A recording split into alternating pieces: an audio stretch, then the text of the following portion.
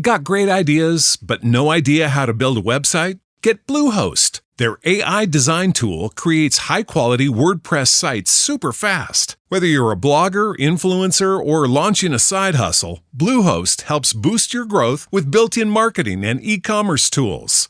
Upgrade to cloud to get 100% uptime and 24/7 security to stay online all the time. Why wait? You've got the vision. Make it real. Visit Bluehost.com to get started. Hey everyone, and welcome to Real Life Real Crime Daily for Wednesday, February 1st. I'm Jim Chapman. And I'm Woody Overton. And I'm Mike Agovino. Welcome back. We got a packed show today, and because of that, we're going to get right to it. And Woody, I think you want to start us off with something. So y'all, we've been telling you about Kayvon Washington and the alleged rape of Madison Brooks. We were very vocal about getting people to come forward and to use me personally as a conduit to go to law enforcement.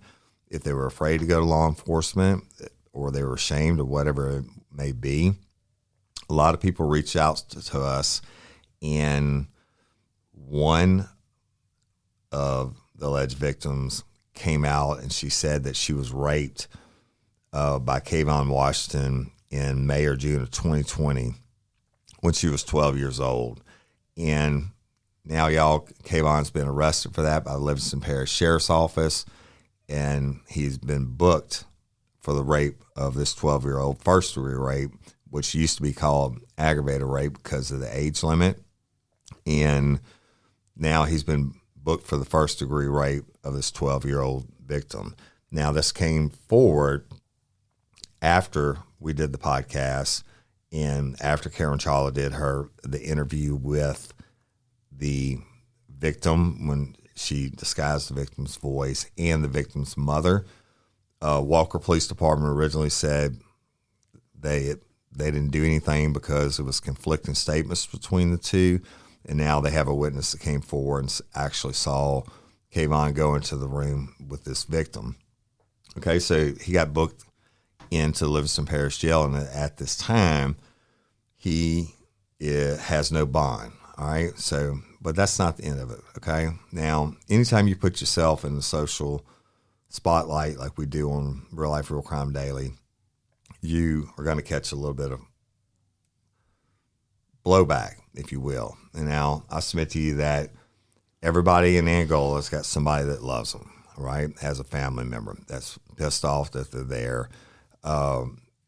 Everybody I arrested in my career have family members, and certainly they're hurting and they don't like it.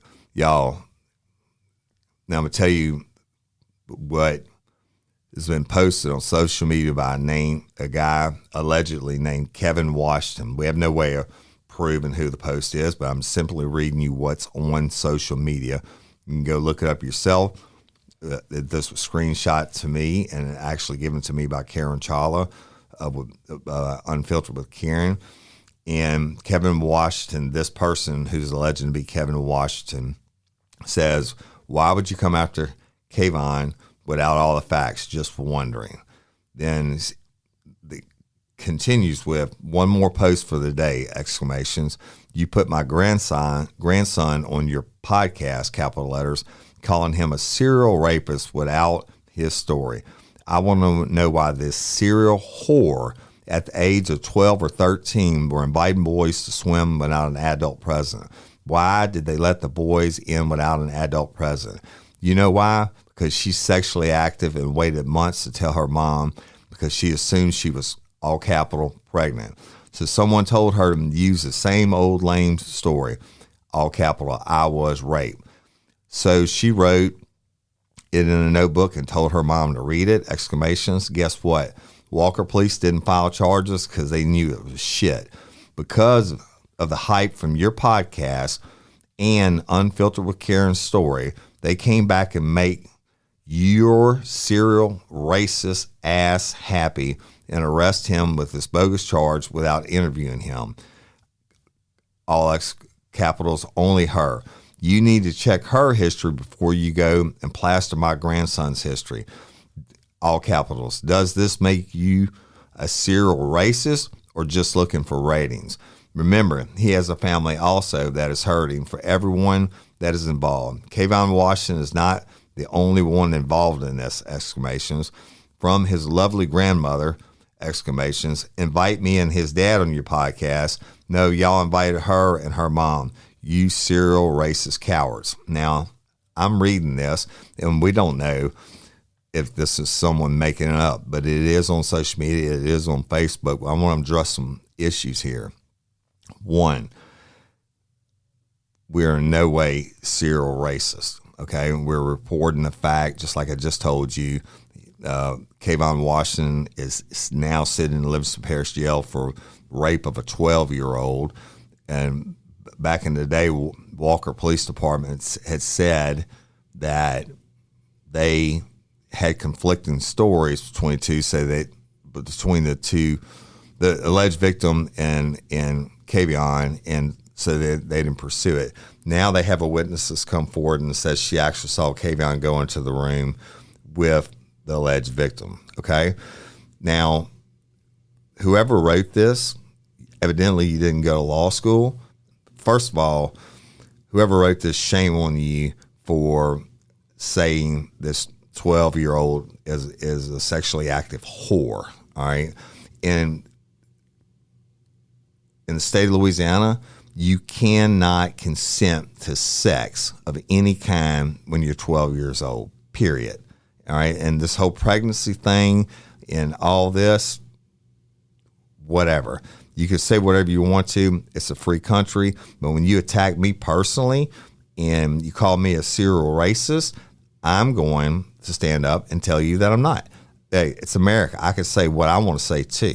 All right, and looking for ratings, we're not reporting anything that all the news channels and Karen Chawla and everybody else has reported. We're reporting facts, public record. Kayvon Washington is under arrest, not only for Madison Brooks case, but for now this 12-year-old. Those are facts, people.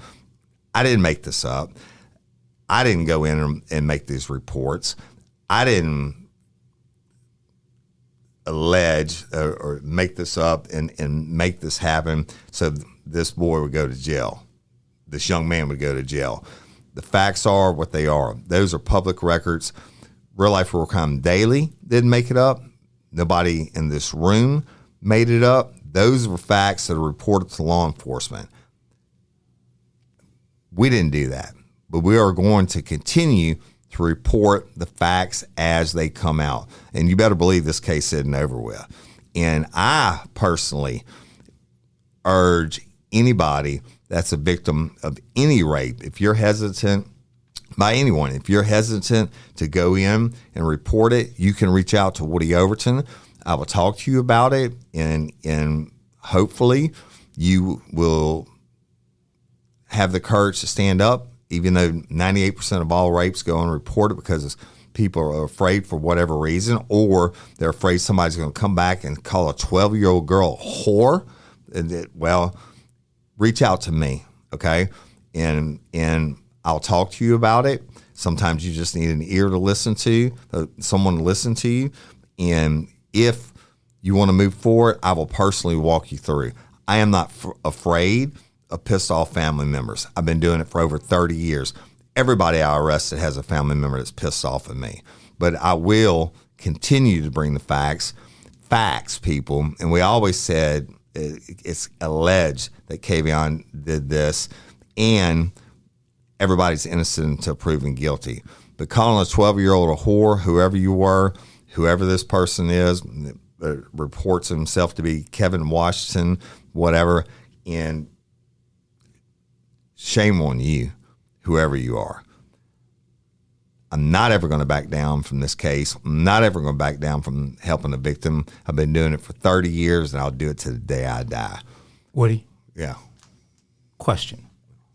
The Walker police, the first time this girl reported something, did they speak to anyone claiming to be a witness? Do we know? No, they did not. And their official statement, and it was to Karen, is that they had conflicting stories, so at the time they didn't pursue it. And let me tell you this. I've never had a rape victim and a suspect that didn't have conflicting stories. Sure. Okay. They also had a interview scheduled with her. She had an interview scheduled with the chief, David Addison, and right before the interview, they canceled it. Okay. This was on, I think, Friday. But they turned around later on that day and made the arrest, and they got him booked into the Livingston Parish Jail. So whatever Walker did or didn't do, man, I bet whoever didn't find this witness ahead of time, is thinking about Madison Brooks every day. Okay, so for clarity, a couple of years ago when this alleged victim went to Walker Police, the police, for whatever reason we don't know, never spoke to anyone claiming to be a witness. That's correct. They came forward, the same alleged victim came forward now, and Walker Police were able to corroborate parts of her story through this witness that has now come forward with her. Is that correct? That is correct, and they were at least able to develop probable cause, which is 50% plus one, and get an arrest warrant for Kayvon Washington. Okay, so why they didn't do it back in the day, I don't know. Whatever, they built the case enough now where they got an arrest warrant signed by a judge. That is a matter of public record. That is not something that Real Life, Real Crime Daily made up, any of us made up. That is reported. It was reported years ago before the show even started, and now they followed up on it. And yes, hindsight's 2020. They followed up on it, and he has now been charged and sits in the Livingston Parish Jail for first-degree rape, no bond. So let's just say that, suppose that the first time she had come forward, that Walker Police spoke to this witness back then and made the decision that they've made now to make an arrest based upon that. If that arrest had resulted in a conviction, we wouldn't be talking about Madison Brooks, or at least Kayvon Washington's alleged involvement with Madison Brooks. Because he would have still been away had he been convicted. That is correct. Even if he got juvenile life, which would have been the minimum. If they didn't try him as an adult, he would have had to serve till he was 21. Okay. So there it is. But again, people, I'm going to tell you, we're reporting facts, public record, stuff that has come through from other people. You don't hear me talking about all the messages from other alleged victims that I've gotten and received because unless they go to law enforcement and make an official record, nothing can be done about it. This little 12-year-old girl reported years ago. Now they followed up on it, followed through. Kayvon Washington, first-degree rape, sitting in Livingston Parish Jail, no bond. 12-year-olds can't consent to have sex, people, period. Wow. Why don't we move on? Yeah, that's fine. I just wanted to get that off my chest. And again, for the record, we didn't create these charges. I didn't create these charges. And you want to be pissed off at me, you be pissed off at me. You want to threaten me, you threaten me, okay? Because I'm not scared of you. On the episode we released on Saturday, we extensively covered the Tyree Nichols case in Memphis. The videos had come out the night before. That episode didn't release until Monday, the 30th of January. In the few days that have gone by since then, we have some additional things that have happened. Number one, Memphis Police Department terminated 2 additional police officers. Unclear yet whether charges will be brought on those officers or exactly what kind of charges will be brought against those officers. We also know that the fire department, Memphis Fire Department, terminated 2 EMTs. Again, same situation. We don't know if those people will be charged with any kind of crime yet. Right. But so we've gone from the original 5 officers to now 4 more people implicated. So you have 9 total people, 5 of whom are under arrest, right. 4 additionals that have been terminated. This for people that don't understand, most major cities, your EMTs are included in your fire department. Like in Livingston Parish and in these local areas around here, it's serviced by the EMTs are serviced by Acadian Ambulance and stuff like that. So Memphis has its own. The fire department is a division, but you have your first responders, your EMTs that would respond to these scenes also. They found numerous alleged department violations and the lack of care that they showed for Nichols on the scene, et cetera. And so that's the update on that.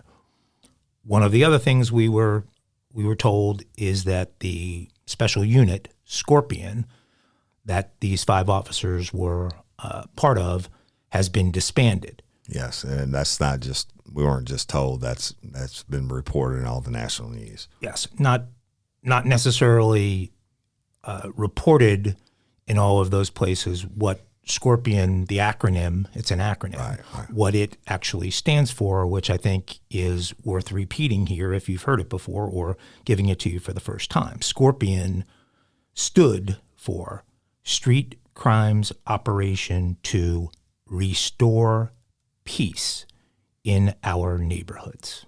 Yeah, ironic, right? Pretty darn ironic when you think about what happened here. So we have the unit disbanded. We have the 5 officers charged. We have 4 more that have now been terminated from their positions, and we await to find out what the fate of those people are and whether they will be charged. There's one other thing that came up that struck me, and that is that the Memphis Police Department, like many other police departments across the country, has been challenged to retain officers, has been challenged to be able to recruit officers, and like many other police departments across the country, they put certain incentives in place, and they also adjusted standards in certain places to be able to recruit more people in. 2 of the officers involved here, the 2 that are charged here, joined the Memphis Police Department after a very significant set of changes were made to their standards. That should make all of us just, I think it's a fine line, right? The Memphis Police Department was down 500 officers. We've talked about New Orleans before on this show, and we know the New Orleans police department is down 900 officers. When you're in that kind of position, you absolutely need to do some things with a sense of urgency to bring new officers on board, to streamline that onboarding process as much as you can, to accelerate the training as much as you can, to get these people on the street protecting people as quickly as possible. But there's a balance you've got to have between. Right, that's been going on even back in 2013 when I retired from law enforcement. The standards were having to be adjusted because it was hard to get people to come to work as a police officer. But they also made incentives for other people to not retire so quickly, which that I submit to you that happens because of the state of the way everybody looks at cops now. But on this story, even though these 2 came in after the standards had been changed, we don't know that they wouldn't have passed the standards, the old standards, though, to be fair. Well, we do know that they didn't have the credentials that are part of those standards. So they didn't have the employment record or the amount of college credits that prior was necessary. So the other pieces of it, We don't know. That will probably come out, but we do know that they didn't have that. And so I think we'll see ongoing debate about that. I think the early sort of talking points out there about training, I think those have been pretty well debunked, if the word's appropriate, because let's face it, anybody, whether you've been a cop or not, the basic rules of what you do when you pull somebody over for reckless driving, you wouldn't even need to learn in the first half hour of your training, because you know them just as a citizen, that what they did was as far away from what the book says the rules are as it could possibly be. And so I don't think we're going to hear about training so much as maybe a better balance between the loosening, if you will, of certain restrictions in recruiting and the acceleration of timeline on the onboarding piece. Some of that stuff is going to come into play. Obviously, just real quick on that, the loosening of restrictions and stuff like that. The sad thing is, if they didn't do it to get more people in, the alternative is no police. Absolutely. Right. That's why it's, as I said, it's a very fine line. And and for Nichols and Maddie Brooks and this 12-year-old from Livingston Parish and everybody we talk about in these crimes, my heart goes out to the victims or alleged victims and their family members, and even to a certain extent, and it always has, the people that get locked up, their family members, because they're losing somebody also. The last thing I'd like to point out on this is when we recorded on Saturday, the episode that was released on Monday, we were praying that we would see a Saturday night and a Sunday night without violence. We knew we would see protesting in many of the largest cities across the country, but as we sit here, it has been mostly peaceful. And again, I think the combination of the decisions made by the mayor and the chief of police to make these arrests and come public with the videos in the way that they did, and for the mother and stepfather to have come out. And if anything comes out really positive out of that, and I read this somewhere, and I agree with it, I think that the getting out in front of it, being totally transparent with the public, doing the right things, not hide behind the blue wall if you're guilty or if you're dirty or if you're out there bad, handling that ahead of time and stopping the nationwide and even worldwide violence like after George Floyd. I think that's huge, and this should be the standard going forward. It should have always been the standard, I would guess, is being transparent, being honest, and doing the right thing. Hey, ladies, are you feeling overwhelmed by hormonal changes? Well, you're definitely not alone. There are more than 1,000 hormone disruptors living in our environment right now. It's in your food, your water, the air you breathe, the clothes you wear, your skincare products. They all mess with your hormones. Then there's the natural hormone changes your body goes through, premenopause, menopause. And while it's a natural process, it doesn't mean you have to suffer through it. The good news is you don't have to suffer through it anymore, because now you have Hormone Harmony, a formula made only with herbal ingredients that are shown to reduce hormonal symptoms in women of all ages. Hormone Harmony is not just a hormone support and supplement. It's become a phenomenon. Women can't stop talking about it on social media. A bottle of Hormone Harmony is sold every 24 seconds. And the biggest benefit? Well, my wife says it makes her feel like her own self again. And that's what women mention over and over in the reviews. And there are over 30,000 reviews for Hormone Harmony. And for a limited time, you can get 15% off your entire first order at happymammoth.com. Just use code RLRC at checkout. That's happymammoth.com and use code RLRC for 15% off today. That's happymammoth.com and use code RLRC. Spark something uncommon this holiday with just the right gift from Uncommon Goods. The busy holiday season is here, and Uncommon Goods makes it less stressful with incredible hand-picked gifts for everyone on your list, all in one spot. Gifts to spark joy, wonder, delight, and that's exactly what I wanted feeling. Hey, y'all, I ordered a super cool piece. It's a candle with a sculpture of LSU's Tiger Stadium on top of it. And each officially licensed laser cut wooden replica features up to 4 layers of detail, creating a bird's eye view of a specific football field, seating section, and more. And every label includes your stadium's name, the team's logo, and school location. And it has a coconut, soy, vegan wax infused with sandalwood smell that creates tailgates and touchdowns scent profile, reminiscent of game day. It's invigorating like fresh cut grass and nostalgic like smoke from a pre-game grill, and calming like the crisp autumn air of a new semester on campus. Y'all, I love it. I have it at the base of my TV, and I'm ready to watch the Tigers play on Saturday night, right?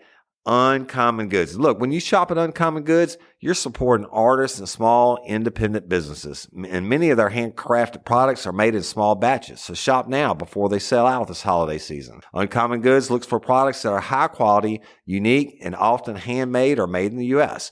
They have the most meaningful, out of the ordinary gifts anywhere. They even have gifts you can personalize.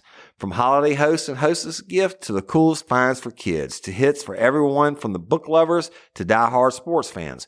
Uncommon Goods has something for everyone, not the same old selections you can just find anywhere. And with every purchase you make at Uncommon Goods, they give $1 to a nonprofit partner of your choice. They've donated more than $3 million to date. So to get 15% off your next gift, go to uncommongoods.com/RLRC. That's uncommongoods.com/RLRC for 15% off. Don't miss out on this limited time offer. Uncommon Goods, we're all out of the ordinary.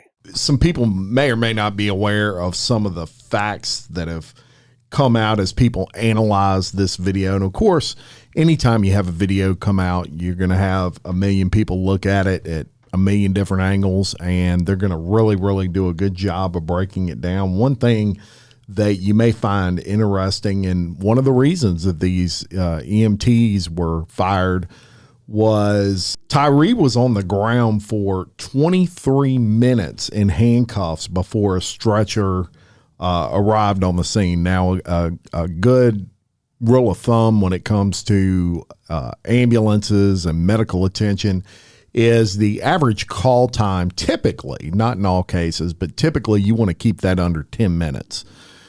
Seconds count, people. Minutes count. This young man died 3 days later.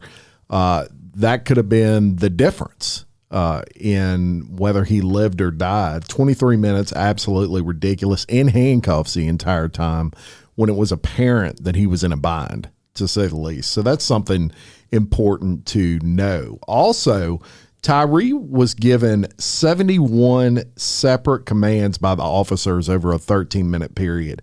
Now, here's the problem with that. Most of them were contradictory and unachievable. And what that means is, I'll give you an example of a few I noticed by looking at the video. Get down, get down. He was already down. You can't get down any further than the street that he was laying on. As a matter of fact, he looked up at the officer several times and said, I am down, I am down. Put your hands behind your back. Well, they're screaming at him, put his hands behind his back, when 2 other officers have his arms extended out in front of him. You can't put your hands behind your back when people have your hands. These are called contradictory and unachievable commands. Go look at the video for yourself. I encourage you to do that and see how many you can find. I found at least 20 separate occasions where they told him to do something that was literally impossible to do. I had someone reach out to me yesterday and say, ask about him running. And my thought on that is, if you've got 5 men on top of you that you're pretty convinced they're going to kill you, you're running for your life at that point. And he was able to kind of squirm out of there somehow and get up and start running. And of course, he didn't get far. He basically made it across the street. They tackled him and then proceeded to punch him in the face. I don't know how many times. It looked like 7 or 8 times. I mean, direct in the face while other people are holding his hand. So It's total bullshit. there was a lot of brutality involved in this situation. It's ugly. It's hard to watch. But I thought those were really imperative to point out, especially with regard to the separate commands that he was given that were absolutely impossible to even achieve. Moving right along, let's move to the city of Atlanta, Georgia. Atlanta, Peach. An Atlanta Police Department officer the other night made a routine stop pulling over a car that had only one headlight operating. And so the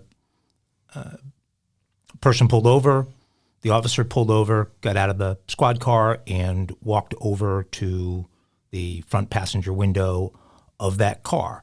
And as he began his conversation with the person in the car, he realized something bizarre was happening behind him. He could hear something. And he turned and looked, and there was someone getting in his squad car. That's what you call an oh shit moment. I thought there was slang, inside baseball cop slang for that when you get your squad car stolen. So he yelled, "Yo, back up! Get out of the car!" And all of that can be picked up on the footage. And then on the police radio, he announced that someone had taken his patrol car. And so that is a statement you never want to have to make. Right? And I never had mine stolen personally, but I've been there when others were stolen. So you now have squad cars in pursuit, as well as in pursuit of a squad car. In pursuit of a squad car. And you have the APD has a helicopter above. The helicopter spotted the stolen vehicle and continued tracking it and giving instructions to the cars that were chasing. The suspect was driving, I guess, pretty recklessly, and somehow flipped the squad car and flipped it to where it stopped right in the middle of train tracks. So now the stolen squad car is inverted and it is laying across train tracks. Several of the squad cars that were in pursuit arrive at the location and get out with some urgency to begin to pull this gentleman out. And then why was it urgent? Well, then they I'm laughing and I shouldn't, because this could have gone very, very badly. But they look up and see that they've got a Norfolk Southern locomotive headed their way on that track. Yeah. So it's on a crash course for the overturned squad car. Let me interrupt real quick so people know, and I bet y'all don't know this. The trains are not allowed to stop for police cars. Like, let's say I know there's a bridge out up ahead. Just found it at nighttime. The train's coming. I know the train's coming. I pull my shit on alongside of them and wave and holler at them and say, "Hey, the bridge is out." Guess what? They don't have to stop. You can park on the track. They don't have to stop. Do you know the only way you can stop a train, legal, the way they have to stop, is by lighting a flare and putting it in the middle of the track. Really? Yep. There you go. You learn something new every day. So upon seeing the oncoming locomotive, the officers went into an even more urgent rescue mode. They only had moments to get this guy out of the car. The guy's name was Michael Parker. He's 29 years old. Parker is now behind bars in Fulton County Jail because they got him out again moments before the squad car was struck by the oncoming locomotive. Atlanta Police Department Sergeant Chaffee was quoted as saying, "We're very proud of the actions of our officers. This could have gone a number of different ways." Yes, it could. So do you think Sergeant Chaffee was proud of the actions of all of his officers? Well, shit happens. I always said it's the greatest show on earth. The squad cars get stolen. I was so thankful when we first got a remote control access to our vehicles so you could lock it every time you get out of the car, because otherwise you're out on the scenes. You may have to be fighting someone and another bad guy jumps in your shit and runs off with it. I'm not going to name any names, but I know it's happened several times to several friends of mine, and I guarantee the sergeant's happy with two things. Well, I'm sure there'll be a policy and procedure that comes out behind this incident. That vehicle, I can assure you, was a total loss, getting hit by a locomotive. So the insurance company isn't going to like that. But those guys are heroes for going to get this asshole out of the car. They could have left him there and been like, there's your sentence and jury. Well, let's play a little what if on that. I'm just curious. Let's suppose they couldn't get him out and the train ends up killing him.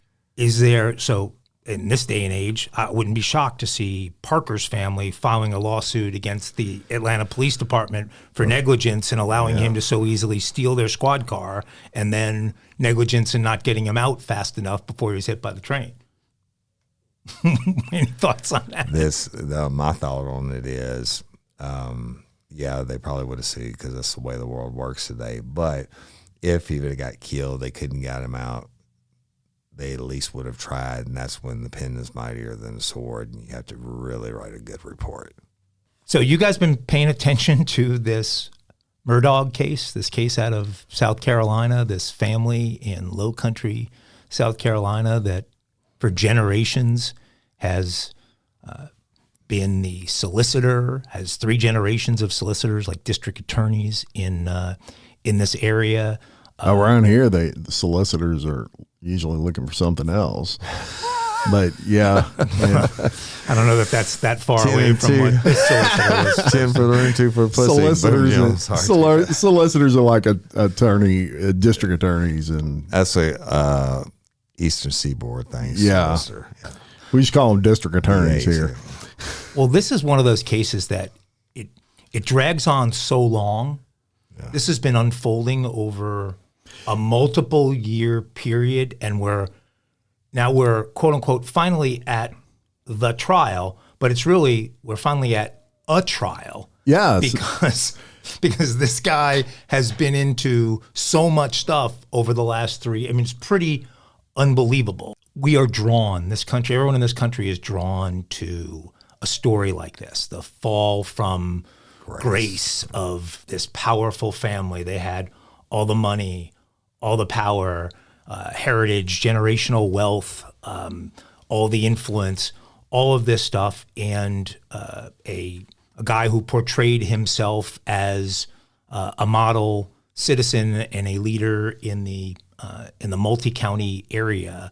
I mean, my God, when his life unravels, it unravels in a form I've never seen anything unravel in. It's an onion you can't find the core to, right? You just keep peeling it back, and there's more and more and more. And it was, you asked a question a minute ago, Mike, which was, are we even familiar with it? And I'll be honest, I remember, when the first talks were about the Murdaugh case, and it kind of slipped from memory, and it's been dragging on so long that it's just one of those things I didn't have a whole lot of knowledge on. And when we discussed in the trial came up for this case, I really got into it and went down a rabbit hole with it. And wow, man, it's crazy. Folks, if you're not familiar with the Murdaugh case, get familiar with it, and we're going to do our best to get you familiar with it, because this is a heck of a story here that is unfolding right before our eyes. Yeah. Well, and as I said, it's been evolving over a multi-year period to the point that there's already been at least one Dateline. There may even have been 2. There's already been a 2020 special. People magazine already did a cover story on it. That's all back in 2021. And at the end of this month, Netflix is launching a series. On top of that, I think there's at least 10 different podcasts dedicated just to this subject, just to the Murdaugh case. It's crazy. So what we're going to try and do is give the Real Life, Real Crime Daily audience a feel for the major pieces of this that have evolved, because this trial that America is now tuned into is a trial for the murders of Alex, sometimes people say Alec, it's weird, Alex Murdaugh's wife, Maggie, and his son, Paul. That's what he is on trial for right now. But to understand how things got to where this guy could be on trial for murder of his wife and son, you have to understand everything that went on before that led to it. And if it starts anywhere, let's just say, let's call the 85 years leading up to 2018 or so, 2015, let's call it. The 85 years or so prior to that, this was the biggest name that you could say in this part of South Carolina. And then something happens in the summer of 2015. Yeah. So as Mike just told you, that name in that area was the name everybody knew. Their family name contained all the power. And Alex Murdaugh was actually the solicitor for the 14th Circuit in South Carolina that represented 5 counties there. And so he had a lot of power. He was the district attorney for that area. Now in 2015, as Mike just stated, Stephen Smith, who was 19, is found dead. He was hit by a vehicle, presumed. And there was a lot of issues with that right from the beginning. Number one, Stephen Smith was a gay man in an area that does not embrace, gay, lesbian groups. As a matter of fact, South Carolina, you may be surprised to learn, is one of only 2 states that does not have a hate crime law still in this day and age. So he gets hit by a vehicle, and there was a lot of strange things right from the beginning of that. First of all, his shoes were still on. And I'm gonna talk to Woody real quick. How rare is that when you get hit by a vehicle that your shoes are on? I've never seen someone. I'm not talking about like when one of my classmates at LSU Academy was walking across the crosswalk and got hit at 5 miles an hour. But I've never seen anyone get struck with a vehicle with any amount of force where they didn't lose at least one shoe. Just does not happen. The first thing you're going to lose, people, no matter how tightly they're tied, are your shoes, or anyone ejected from a vehicle. I've never seen them not lose a shoe. So that was strange right off the bat. They investigated this case, and no arrest is made. Okay. Now you may wonder what this situation would have to do with the Murdaugh family. A young kid gets hit by a car. It happens other places. They don't tie it into a family name. But in this case, Alex Murdaugh's son, Paul, it was alleged there was chatter that he had a romantic relationship with Stephen Smith, and that Stephen Smith might possibly go public with that in their town. And so there was a lot of chatter that this was a way to avoid that coming out. Now, so it's important to definitely note that no arrest was ever made in that case. It was investigated. They basically said he had got hit by a vehicle, and they never found the vehicle, and no arrest was made. That's crazy. Well, and Jim, you've already told us that we're not exactly talking about the most socially liberal area of the country. And so we have a powerful family, and we have the death of a young man who's connected or loosely connected to the son. So that's allegedly, yeah. Allegedly. Well, let's keep going. So put a little mark down. That's 2015. We're going to go and accelerate to basically decent years between 2016 and 2017 for the Murdaughs.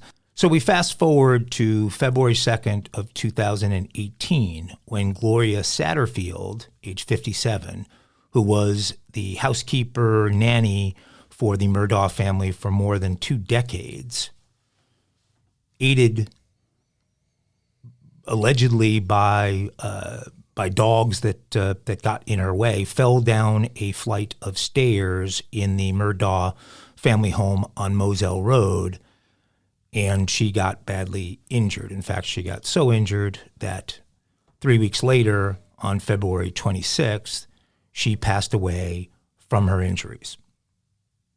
According to court documents, Alex Murdaugh told Satterfield's sons that, quote, he was responsible and plans to sue himself so that they are financially taken care of. The family claimed that they never received, this is the Satterfield family at the time, claimed they never received any money. And it's important to mention that this was not the tomfoolery that we'll really get into. As a matter of fact, the children of Miss Satterfield actually spoke to her, and she said she fell down the stairs after tripping over 4 dogs. So this wasn't a situation where, oh, he pushed her down the stairs or something like that. So I don't want you to get focused on that. The fact of the matter is what we just told you happened. It's the after effects of that in which Murdaugh actually hatches a plan to sue himself for negligence. Maybe he left the dogs in her way or whatever, and she falls down the stairs, and he tells, the kids, obviously he's going to enrich himself on this plan, but he says he may have, said, we've got a $10 million suit and I'm going to keep $3 million and give you $7 million, and I'm going to sue myself. This is real stuff. Right. And I think that it comes out later on about him not giving all the money and stuff like that. None of the money, as a matter of fact. That is all true.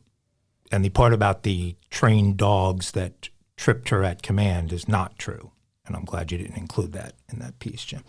One of the passengers on the boat, who was the girlfriend of one of Paul Murdaugh's close friends by the name of Mallory Beach, who was 19 years old, was thrown off of the boat when it crashed into the bridge. And in the aftermath, she was unaccounted for, and they spent the night and a number of days. In fact, it wasn't until March 3rd of 2019 when her body was actually discovered in a marsh area close to where they had hit that bridge. And so we have in the course of a 4-year period, we have Stephen Smith's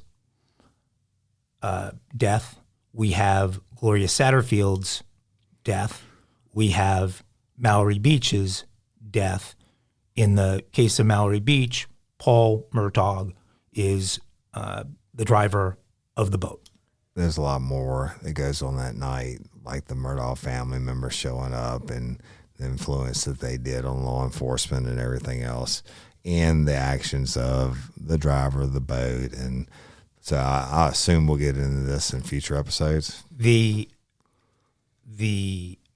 Dateline that came out in 2021, and obviously this is Dateline, but in the Dateline, they allege that Alex Murdaugh arrived on scene pretty immediately and began trying to get other young men who were on the boat to claim that they were the driver. So he, right off the bat, is worrying about himself and his family. Absolutely. And going to 2 other families that, weren't at his social level, right, to basically say, I'll take care of you, right, if you step up and say it was your son that was driving the boat. That's hugely important towards the story. And also in the days in the aftermath of, they never even contacted the son's alleged best friend, whose girlfriend it was, who was ejected from the boat and all that. And there's just total shit show of circumstances, and it's a whole lot more than what you're being told today, people. Hey, y'all, let me tell you about Gobble. All Gobble meal kits are pre-prepped. That means less work for you and less waste in your kitchen. Their meal kits include everything you need so you can save time at the store or just skip that trip entirely. I got the box in and I had 3 different meals. I had a Kung Pao chicken, crispy fish tacos, and a beef bourguignon, however you say it. But let me tell you about the classic beef bourguignon. Look, it came with beef pot roast and a beef broth concentrate, red wine demi-glaze, cremini mushrooms, cipollone onions, mashed potatoes, baby carrots, and rosemary thyme butter. It was so easy to make. Literally like 15 minutes it took Cindy. And let me tell you something, and all the dishes were fire, but this thing was like a taste explosion in my mouth. It's just unreal. We've got to spend more time together and more time doing the things we love because everything came in this one single box right to my door. So see what a difference God will make for your household. Right now, they're offering my listeners a fantastic limited time deal. You get $120 off across 4 boxes plus free shipping and free cookies. And let me tell you, those cookies, I ate one that was sin baked and it was delicious. Go to gobble.com/reallife. That's GOBBLE.com/real-life for $120 off your first 4 boxes. This offer is not available on the home site, so don't miss out. This is genius. It's taste explosions in your mouth like you never had. Professionals spend nearly half the work week on written communication, so focus is important. With Grammarly as your AI writing partner, focus and quickly get through work with relevant real-time suggestions. And it works across 500,000 apps and websites, so you can sound more confident and persuasive wherever you write. 93% of professionals report that Grammarly helps them get more work done. Download Grammarly for free at grammarly.com/podcast. That's grammarly.com/podcast. A month later, understandably, the family of Mallory Beach files a wrongful death lawsuit against Alex Murdaugh, against the Parker company that owned the convenience store that served them the liquor that night. They also charge Buster Murdaugh as well, who is the other brother that was there that night. A month later, Paul, who is 20 years old at the time, is indicted on charges of boating under the influence, causing death, and 2 counts of boating under the influence, causing great bodily injury. Now, that's a big deal, y'all, because remember this family, the Murdaughs, they extremely powerful. Well, Alex Murdaugh's son, he is the district attorney. His son gets indicted for, all of those charges that Mike just read. That is no easy task. I mean, there was a lot that had to go into that because of who these people were. A month later. Absolutely. Yep. And look, the Good Old Boy Network, and that's what it's unofficially called. I grew up in it. Card carrying member. Seen it. Just good. And Lucky Sperm Club. no, yeah, right. But I've seen it. But the things that you could get away with 30 years ago, 50 years ago, however long ago, you can't get away with them today. 2 days ago. Yeah, Just kidding. shit. Can't get away with them today. And, again, this is so much information on this case. We're going to have to feed it to you in pieces. Born on third base and thought he hit a triple. Right. Yeah.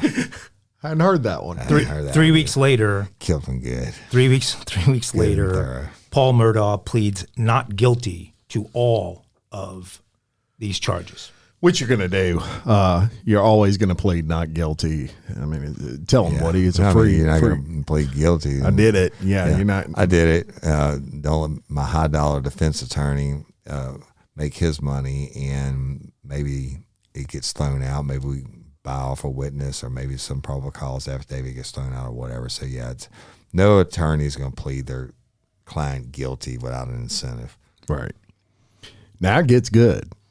So now for an extended period, like 2 years, there is a bunch of stuff going on.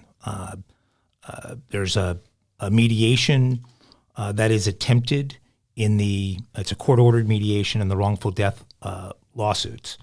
And that mediation fails. They cannot agree, and because they cannot agree, the case then is bound for trial. So June 4th of 2021 is when that mediation is scrapped and the parties become aware that they're going to go to trial. 3 days later, June 7th, 2021, Alex Murdaugh discovers the bodies of his son Paul, allegedly discovers the bodies of his son Paul and wife Maggie at the 1,700-acre hunting lodge on Moselle Road, the same location where Mrs. Satterfield had fallen down the steps. Yeah. It's not allegedly. He did. He definitely discovered him. What he discovered after he killed him or before. Right. Let's fast forward to February 24th, 2019, when an inebriated Paul Murdaugh decided, after he had taken a group of friends with him to a party and stopped off at a bar after the party, decided that he was still in good enough shape to get behind the wheel of the family boat that he had transported everybody. Even though several of them told him he couldn't. And the family boat, for the record, is a bay boat. Yeah. And not long. It's a bay boat, center console bay boat. I remember, I have a photographic memory. You're right. That would be correct. Not long after they leave the bar where they have stopped, Paul, at the wheel, crashes the boat into a pylon of a bridge near Paris Island. Okay. So Alex makes the 911 call. So we're going to play the 911 call for you. Emergency. This is Alex Murdaugh at 4147 Moselle Road. I need the police and the ambulance immediately. My wife and child got badly. Okay, you said 4147 Moselle Road in Allison? Sir? You said 4147 Moselle Road in Allison? Yes, sir. 4147 Moselle Road. Stay on the line with me, okay? Yes, sir. Stay on the line with me, okay? Conner County Communications. Collison, I have an Alex Murdaugh on the line, caller from 4147 Moselle Road. He's advising that his wife and child was shot.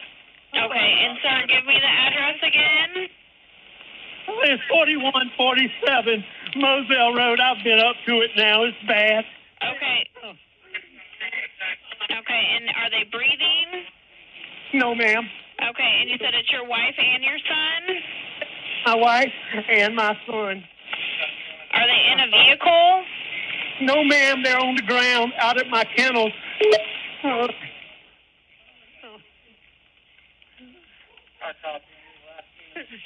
Okay, and did you see anyone? Okay, is he breathing at all? No. Is she? Okay, do you see anything? Do you see anyone in the area? No, ma'am. What color is your house on the outside? What color is your house on the outside? It's white. You can't see it from the road. Okay, is it a house or a mobile home? It's a house. Okay, and what is your name? My name is Alex Murdaugh. Okay, and did you hear anything, or did you come home and find them? No, ma'am. I've been gone. I just came back. Okay, and was anyone else supposed to be at your house? No, ma'am. Now, you just heard that 911 call. And let me tell y'all something that not a lot of people realize about 911. When you call 911 and you hear the ringing, it's actually recording at that point. Right. People don't realize that. They think it's not recording until someone picks up the phone. That's why you always hear the rings when someone calls 911. Well, you know what was missing from that whole 911 call? You heard how He was all panicked and fired up. The second that operator picked up, he was screaming, "Oh my gosh, my son, my wife," all those sorts of things. There was no panic when it was ringing. It was only when they picked up. There was no screaming, nothing. He was completely calm before someone answered that phone, and then he went into that panic. I found that very interesting. Yes. Most people don't know that. But on Real Life Real Crime Daily, we do. That's right. My goodness, this guy. June 8th, June 8th, 2021, the authorities confirmed the identities of the deceased bodies, referring to the incident as a double homicide. However, there's no threat to the public, Mike. They announced that there's nothing no to threat see here to the public, which is very interesting. Strange. Because if there's a double murder and you have no idea who committed the double murder, why wouldn't there be a threat to the public? Yeah, so it's not necessarily strange if they came out and said there's, any case when you know who did it, you come out and you say, hey, you remember in the Idaho murders, the police came out and they said, we've got the guy, the panic. No need to panic anymore. Right. We've got the guy. In this case, they came out with a double homicide, but yet nobody had been arrested, but yet there's no threat to the public. I found that quite interesting. Just a few days later, the Murdaugh family, very, very concerned about the double homicide and wanting to bring whoever committed this crime to justice as quickly as possible. Alex's brothers, Randy and John, appeared on an exclusive interview with ABC News where they pled with the public to come forward with any information that they had. And they also said they don't know whether the family has enemies, but that Paul, remember, Paul had driven the boat the night that the beach girl had died. And so they say they don't know whether the family has enemies, but that Paul Murdaugh had received threats. Yep, kind of convenient. Kind of convenient, yes. Right. Definitely kind of convenient. Well, then they come out right after that, and they issue or they release some very, very heavily redacted documents showing what deputies discovered the night of those murders. Shortly after that, SLED, which is the South Carolina Law Enforcement Division. SLED. Great. Basically, which in South Carolina, that's what they're known as. It's like the state police. So they came out on the 23rd of June 2021, and based off of the information of the Murdaugh investigation, they say they're looking into the Stephen Smith case that we discussed just a minute ago from way back in 2015. No such thing as a coincidence. Right. So somewhere in their search through the home or wherever else and looking for evidence, they found something that connected them, at least led to a possible connection to the 2015 death of Stephen Smith. That was exactly what I was thinking, and almost no doubt about it. Could be electronic communications, text, sexting, whatever. Piece of clothing, anything to time. So we're speculating back there. In my day, it would have been Polaroid. Could have been that. So on June 25th, 2021, the Murdaugh family, they announced a $100,000 reward for information leading to the arrest in the double homicide. And Pretty safe award. Pretty safe award. Pretty safe award if you didn't know you never got to pay it. And look, if y'all are paying attention here, it's mounting up on the Murdaugh family. These are 5 separate incidents, y'all. So July 22nd, 2021, SLED releases the 911 call that we just played for you the night Paul and Maggie were killed.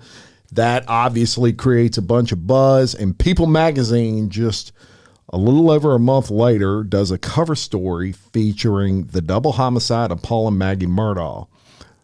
Unfortunately, there was some other story at that time regarding J-Lo marrying Ben Affleck. So no one reads that story. They want to know about J-Lo and Ben Affleck, and it kind of gets I remember that buried. J-Lo, Ben Affleck. Order. There you go. Mesmerizing. I just remember Jennifer Lopez. Yeah, that's right. And so She's older than me, man. Have you seen her abs? They're stupid. not to mention her. Woody, she's working out 10 hours a day. That's an hour and a half more than you work out. Yeah. I have a nickname for her. It's Jenny from the block. Wait, this next one though is this is ding ding ding right here. All right. So after all that, it's actually the same day that the People magazine comes out and is on the stands. The South Carolina Attorney General's office drops all charges against Paul Murdaugh in the death of Mallory Beach due to his own death. So, Woody. Convenient. Yeah, so if there's a wrongful death suit against this wealthy family someone is looking at he's already dead. Potentially getting a bunch of money he'd be and dead. he'd be... You know what his lawyer said when they called? He said, he'd be dead. He'd be dead. Okay, so, yeah. He'd be dead. Can't sue him. Can't prove it. That one deserves an extra red check mark if you're writing down the timeline of events. So we're going to leave it right there for today, but we're going to be back in 2 days, and we're going to give you kind of the rest of this story and bring you all the way up to current events with the Murdaugh case. I'm telling you, don't go anywhere. It gets really crazy. You've heard it everywhere else, but you haven't heard it real life, real crime, daily style. No, you have not. Folks, we always, especially when we have an intense segment like the last one, we always like to end on a little bit of a lighter note. And so Jim's got a new segment for us. Well, have we done one of these before? No, I don't think we have. We have not. Hot Bad Guys. Who's our hot bad guy? You're talking about me. It's Jim. Oh, I thought it was me. You're a good guy. You're we a have good a competition again. That's when the hot good guys come on, Woody Overton. Yeah. Hot bad guys. New little segment we're going to do every now and then on Real Life Real Crime Daily. And we're going to tell you a little bit about Jeremy Meeks. And you may remember Jeremy Meeks, ladies. He's a former member of the Crips street gang. He was arrested in 2014 after a gang sweep called Operation Ceasefire in Stockton, California. And for those unfamiliar with Stockton, California, Diaz brothers, UFC from Stockton. You know what I'm talking about if you're a UFC fan. Nate and Nick.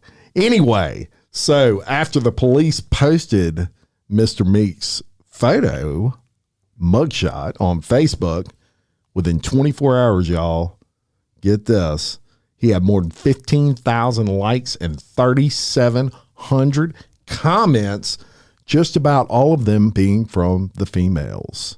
And that was a long time ago, right? That was a lot of back then that was like viral. Most of the women were commenting, ooh, look at that guy, and he's so fine, and all this sort of stuff. So the next day, on June 19th, BuzzFeed, which is a basically a news and entertainment blog, recognized his mugshot as a meme. And back then, BuzzFeed was the meme site, right? So he's getting popular already. Now, on Friday, June 20th, Twitter fans created the hashtag Felon Crush Friday in honor of Meeks' mugshot. Yes. Nice. And I know there's some women out there listening right now, and you're like, I remember me some Meeks. Or they're Jeremy Meeks. Googling them right now. They're guaranteed they're Googling. Now, trending or not. Meek Steamy. Meeks.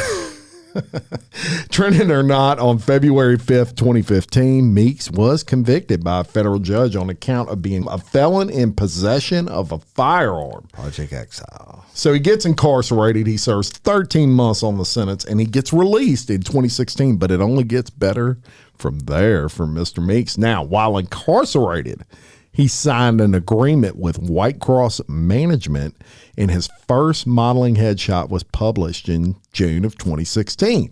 On February 13th, 2017, he made his runway debut. He did a bunch of modeling. He even appeared on Tommy Hilfiger's spring 2018 fashion show in Milan on February 25th. But get this, y'all. Get this.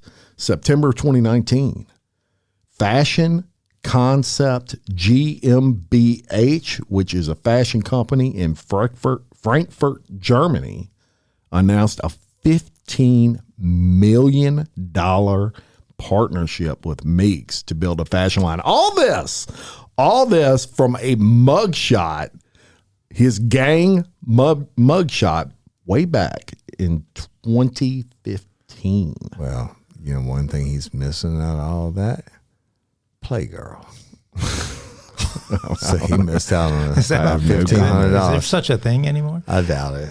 Not that I already know what that is. So Meek Dreamy gets $15 million, and you may wonder, where's he at today? Where is he at today, Jim? He's still with them. He's still with White Cross Management. They continue to manage him, and there is no telling how much money Mr. Meeks is worth. And not only is he too sexy for his shirt, he is rich and too sexy for his shirt. And I guarantee he's not hanging back out on the block in Stockton, right? Guaranteed. Right. Well, so there you go. Good way to end things. That's it. All right. We'll see you back on Friday. And I'm Jim Chapman. I'm Woody Overton. And I'm Mike Agovino. Real Life, Real Crime Daily. Peace. Shabusiness.